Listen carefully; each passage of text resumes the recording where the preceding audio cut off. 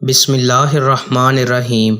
آپ صلی اللہ علیہ وآلہ وسلم فرما رہے تھے کہ تمام اعمال کا دار و مدار نیت پر ہے اور ہر عمل کا نتیجہ ہر انسان کو اس کی نیت کے مطابق ہی ملے گا۔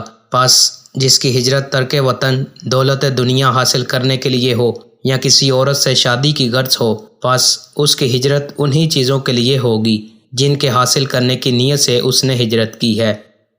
ایک شخص حارث بن حشام نامی نے نبی کریم صلی اللہ علیہ وآلہ وسلم سے سوال کیا تھا کہ یا رسول اللہ، آپ پر وحی کیسے نازل ہوتی ہے؟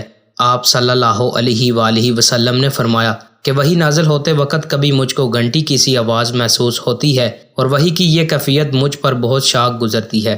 جب یہ کیفیت ختم ہوتی ہے تو میرے دل و دماغ پر اس فرشتے کے ذریعے نازل شدہ وحی محفوظ ہو جاتی ہے، اور کسی وقت ایسا ہوتا ہے کہ فرشتہ بشکل انسان میرے پاس آتا ہے اور مجھ سے کلام کرتا ہے، پس میں اس کا کہا ہوا یاد رکھ لیتا ہوں۔ عائشہ رضی اللہ عنہما کا بیان ہے کہ میں نے سخت کڑاکے کی سردی میں نبی کریم صلی اللہ علیہ وآلہ وسلم کو دیکھا ہے کہ آپ صلی اللہ علیہ وآلہ وسلم پر وحی نازل ہوئی، اور جب اس کا سلسلہ موقوف ہوا تو آپ صلی اللہ علیہ وآلہ وسلم کی پیشانی پسینے سے شرابور تھی۔